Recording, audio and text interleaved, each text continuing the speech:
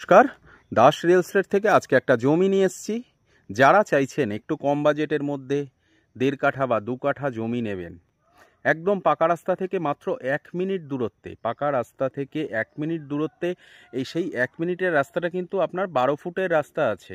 12 ফুটের রাস্তা দিয়ে এসে একটা 6 ফুটের রাস্তা দিয়ে আমরা 6 ফুটের যে রাস্তাটা আছে ওটা মাত্র মাত্র একটা প্লট পরে আমার এই জমিটা আছে। যে জমিটা আপনাকে এখন দেখাচ্ছি এটাই হচ্ছে জমি। 18 কাঠা ল্যান্ড এরিয়া, যেটা আমরা 2 কাঠা, 1.5 কাঠা, কেউ 2.5 কাঠা, 3 কাঠা, যে যতটা প্রয়োজন সে ততটা নিতে পারেন।